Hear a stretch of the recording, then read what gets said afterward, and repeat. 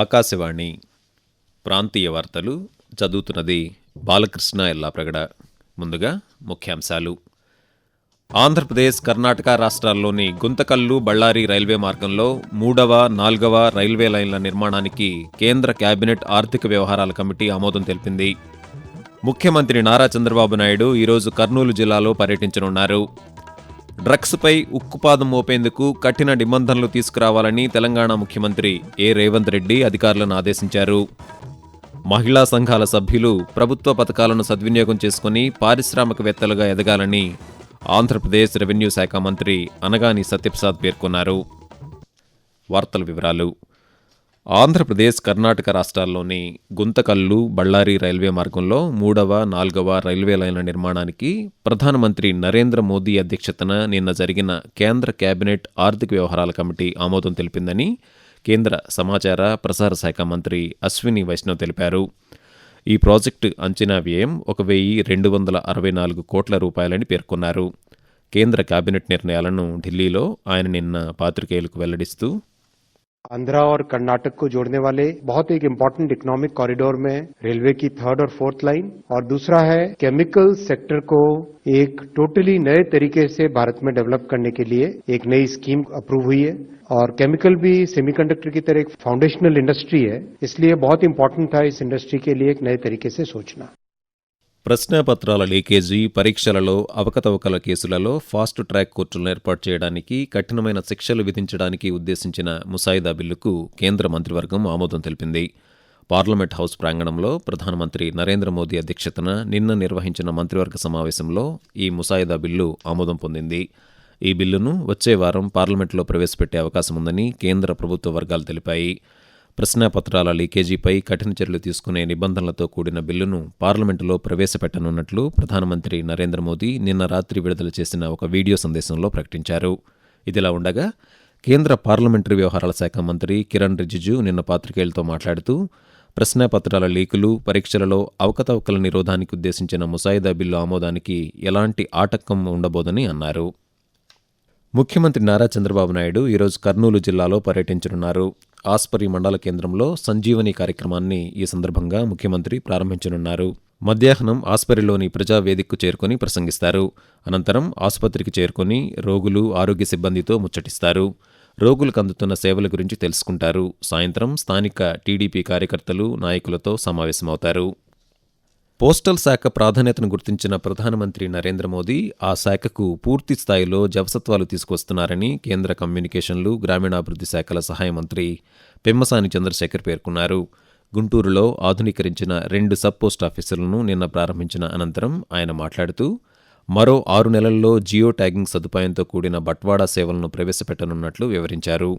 పూర్తిస్థాయి డిజిటల్ ఆర్థిక వ్యవస్థను తీసుకురాగలిగితేనే అవినీతిని తగ్గించడం సాధ్యమవుతుందని మంత్రి పేర్కొంటూ, డిజిటల్ ఎకానమీ పూర్తిగా వచ్చే విధంగా చేస్తేనే కరప్షన్ కొంతవరకు తగ్గుతుంది. పోస్టల్ డిపార్ట్మెంట్ లో SMS ట్రాకింగ్ పెట్టాం, OTP డెలివరీ పెట్టాం, త్వరలో జియో ట్యాగింగ్ కూడా తీసుకొస్తా ఉన్నాం. ఒక పార్సిల్ ఒక ప్రాంతంలో బుక్ చేస్తే ఏ వెహికల్ లో ఎలా వెళ్తుంది, ఏ ప్రాంతంలో ఆగింది, ఎక్కడ డెలివరీ అయింది, ఎండ్ టు ఎండ్ ట్రాకింగ్ ఒక 6 నుంచి 8 నెలల్లో పూర్తిగా రాబోతా ఉంది. టెలికాం, పోస్టల్ డిపార్ట్మెంట్ ఆస్తులన్నీ సపరేట్ చేశాం. ఆ ఆస్తులన్నిటినీ కూడా నిరుపయోగంగా ఉండకుండా పోస్ట్ ఆఫీసుల పైన షేర్డ్ కోవర్కింగ్ స్పేసెస్ బిల్డ్ చేయటం గానీ అవి కూడా చేస్తా ఉన్నామని తెలియజేస్తా ఉన్నాం. డ్రగ్స్పై ఉక్కుపాదం మోపేందుకు కఠిన నిబంధనలు తీసుకురావాలని తెలంగాణ ముఖ్యమంత్రి రేవంత్ రెడ్డి అధికారులను ఆదేశించారు. హైదరాబాద్లో మాదక ద్రవ్యాల నివారణ, భద్రతా కమిటీలపై ఆయన నిన్న సమీక్ష నిర్వహించారు. ఈ సందర్భంగా ముఖ్యమంత్రి మాట్లాడుతూ, విద్యాసంస్థల్లో డ్రగ్స్ వినియోగిస్తే వాటి యాజమాన్యాలను బాధ్యులను చేయాలన్నారు. విద్యాసంస్థల క్యాంపసులతో పాటు వాటి వెలుపల విద్యార్థులకు సంబంధించిన అనుమానాస్పద కార్యకలాపాలను గుర్తించి సమాచారం అందించే వ్యవస్థను ఏర్పాటు చేసే అంశాన్ని పరిశీలించాలని చెప్పారు. విద్యార్థుల ప్రవర్తనలో మార్పులను గుర్తించేందుకు విద్యాసంస్థల్లో ప్రత్యేక విభాగాలను ఏర్పాటు చేయాలని సూచించారు. ఆకాశవాణి ప్రాంతీయ వార్తలు వింటున్నారు. మహిళా సంఘాల సభ్యులు ప్రభుత్వ పథకాలను సద్వినియోగం చేసుకుని పారిశ్రామికవేత్తలుగా ఎదగాలని ఆంధ్రప్రదేశ్ రెవెన్యూ శాఖ మంత్రి అనగాని సత్యప్రసాద్ పేర్కొన్నారు. బాపట్ల జిల్లా పేటేరు గ్రామంలోని డ్వాక్రా సంఘ సభ్యులకు ప్రధానమంత్రి ఉపాధి కల్పన కార్యక్రమంలో భాగంగా మంజూరైన 10 లక్షల రూపాయల రుణంతో ఏర్పాటు చేసిన కంప్యూటర్ ఎంబ్రాయిడరీ మగ్గం వర్క్స్ యూనిట్ను మంత్రి నిన్న ప్రారంభించారు. ఈ సందర్భంగా ఆయన మాట్లాడుతూ మహిళల ఆర్థిక సాధికారతకు ప్రభుత్వం అత్యంత ప్రాధాన్యత ఇస్తోందన్నారు. స్వయం సహాయక సంఘాల మహిళలు ఉపాధి కల్పన పథకాల ద్వారా రుణాలు పొందుతూ చిన్న తరహా పరిశ్రమలు, స్వయం ఉపాధి యూనిట్లు స్థాపించి కుటుంబాల ఆర్థికాభివృద్ధికి తోడ్పడుతున్నారని తెలిపారు.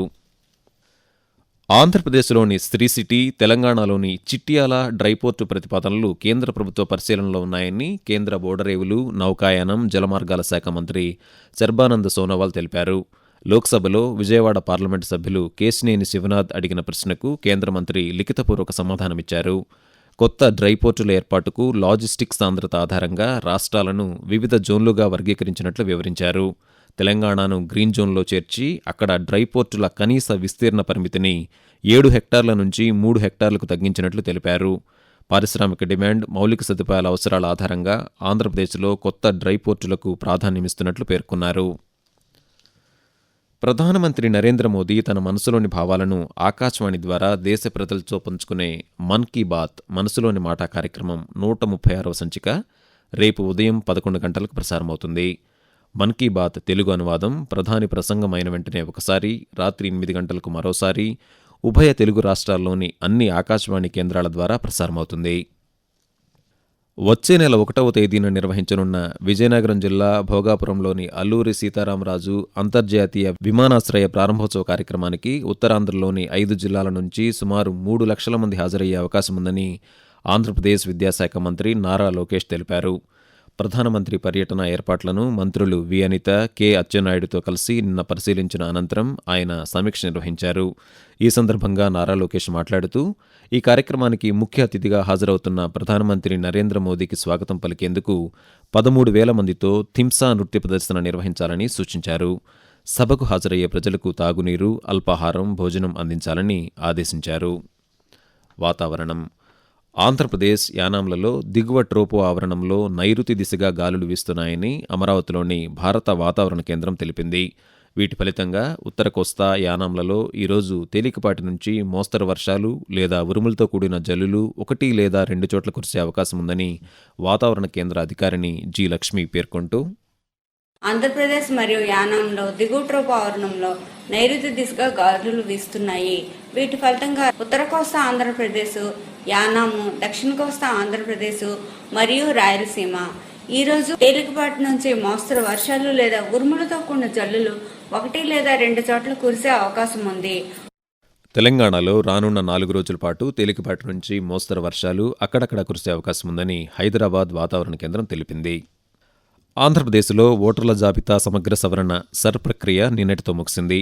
రాష్ట్ర వ్యాప్తంగా 4,16,27,694 మంది ఓటర్లు ఉండగా 3,71,56,171 పత్రాల డిజిటలీకరణ ప్రక్రియ పూర్తయిందని అధికారులు వెల్లడించారు. మిగిలిన 44,71,523 మందిని చిరునామా మారినా, మరణించినా, శాశ్వతంగా వలస వెళ్లినా, పలు పర్యాయాలు నమోదైన ఓటర్లుగా పేర్కొన్నారు. ఆకాశవాణి ప్రాంతీయ వార్తలు ముగించే ముందు ముఖ్యాంశాలు మరోసారి.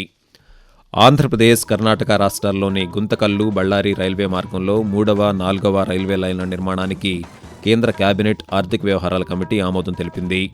ముఖ్యమంత్రి నారా చంద్రబాబు నాయుడు ఈరోజు కర్నూలు జిల్లాలో పర్యటించనున్నారు. డ్రగ్స్పై ఉక్కుపాదం మోపేందుకు కఠిన నిబంధనలు తీసుకురావాలని తెలంగాణ ముఖ్యమంత్రి ఏ రేవంత్ రెడ్డి అధికారులను ఆదేశించారు. మహిళా సంఘాల సభ్యులు ప్రభుత్వ పథకాలను సద్వినియోగం చేసుకుని పారిశ్రామికవేత్తలుగా ఎదగాలని ఆంధ్రప్రదేశ్ రెవెన్యూ శాఖ మంత్రి అనగాని సత్యప్రసాద్ పేర్కొన్నారు. ఆకాశవాణి ప్రాంతీయ వార్తలు ఇంతటితో సమాప్తం.